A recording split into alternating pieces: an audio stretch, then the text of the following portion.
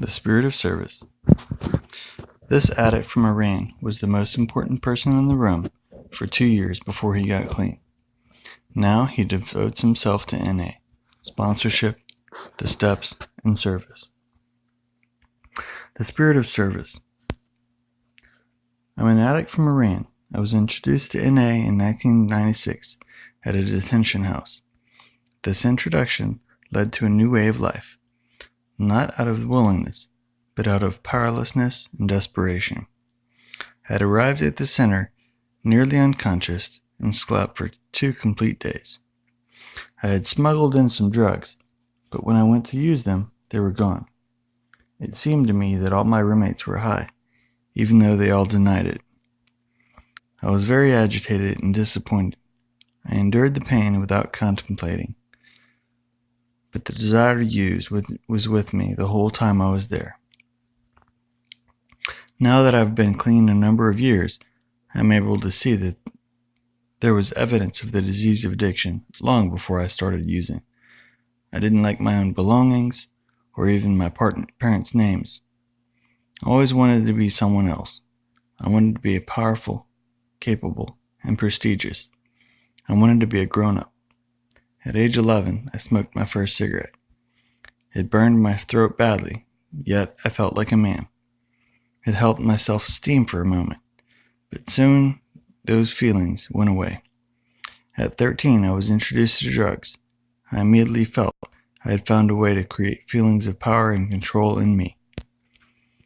The more I used, or the more powerful the substance I used, the better I felt. By the time I was 16, I was using the most powerful drugs around. For the first 3 years, I enjoyed it. Gradually, one hit at a time, drugs become my higher power.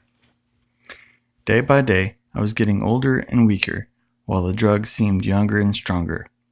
I started thinking about controlling my drug use. On every attempt, the drugs defeated me.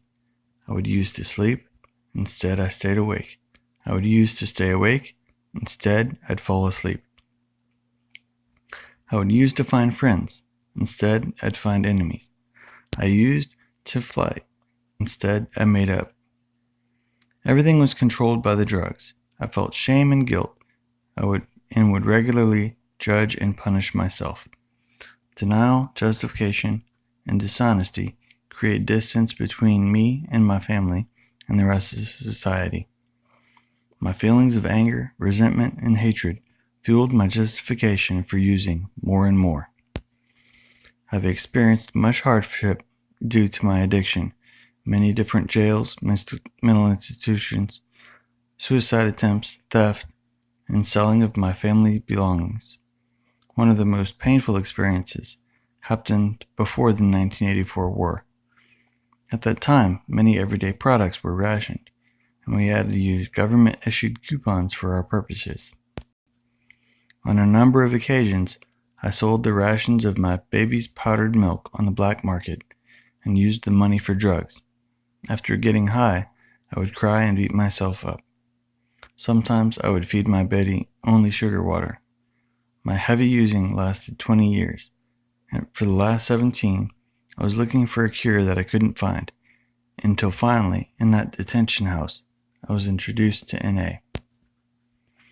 Upon my arrival at my first NA meeting, the greeter welcomed me with a warm and loving hug. I was lost and confused. It had been a long time since anyone hugged me, even my mother. I thought, these people are lunatics. They don't know who they are dealing with. I was looking for differences and finding fault with the meeting. Eventually, there was a part of the meeting where people announced their clean time. This is not possible. They are all lying. They are all high. My head was screaming. Even in prison, I would use anything I could to get high.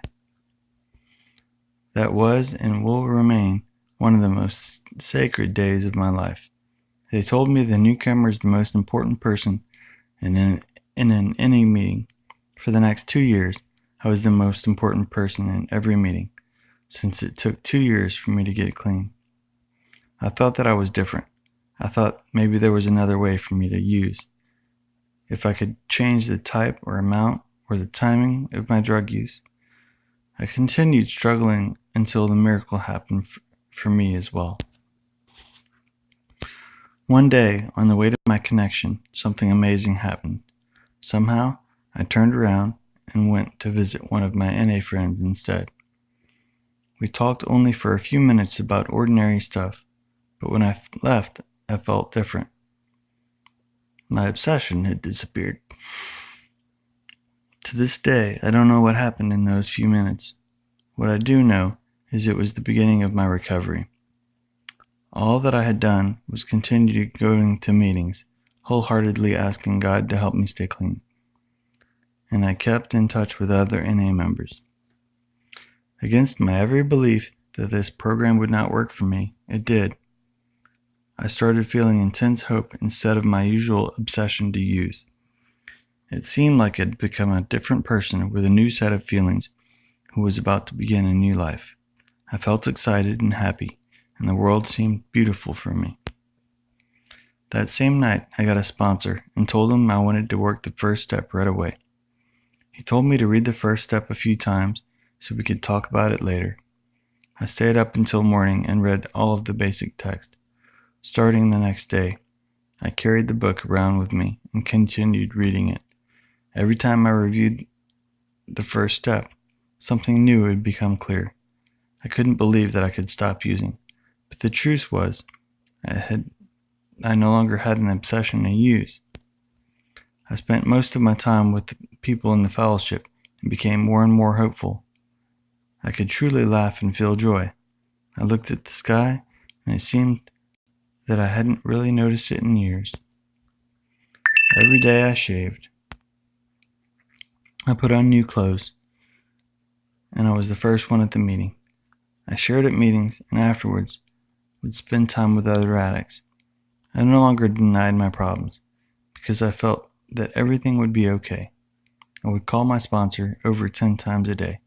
He was patient and treated me like a good friend. It was a curious thing. For the first time, I was willing to listen to someone unconditionally. I had become teachable, and I kept getting better. After a couple of months clean, I ran into one of my old using buddies. We would talk for hours when we were using, but this time we had nothing to say to each other. It was as if we were strangers. From the beginning, my sponsor made me aware that this was only the beginning, and I needed to get into action. He told me to stay clean.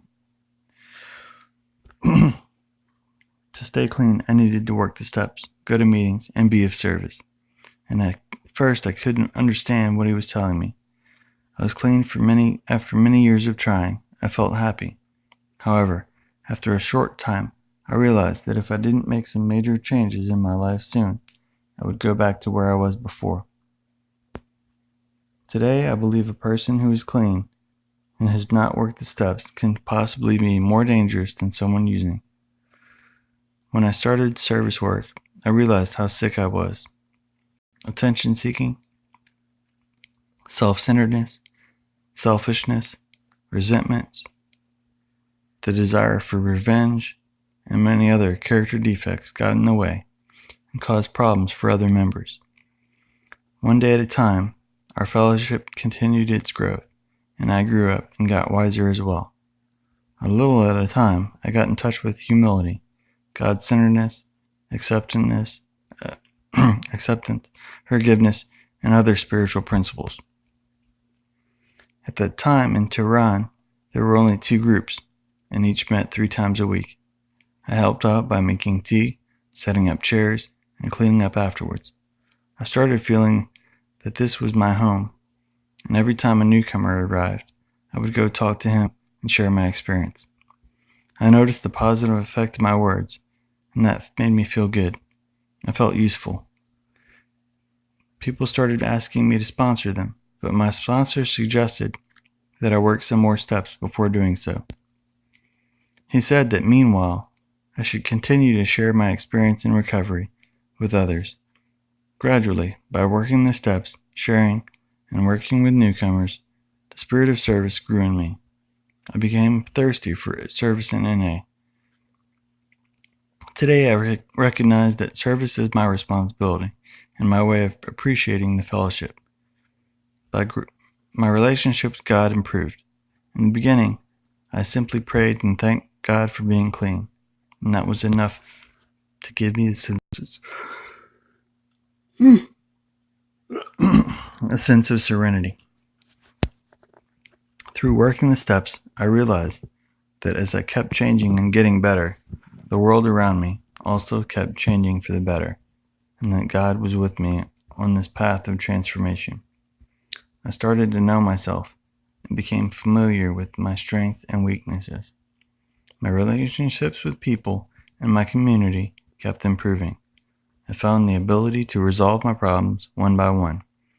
I experienced a new sense of peace and freedom by practicing the spiritual principles contained in the steps, and that helped me be more successful in my work. My faith helped me to recognize that my pain or defeats were possible lessons for future success. Prayer and meditation became part of my life. The first time I worked the 11th step, my sponsor asked me if I've ever thought about what God's will for me was. After a few days of considering this, the answer came to me that God's will for me was to serve others. When I shared this with my sponsor, he smiled and told me now I was ready for the 12th step.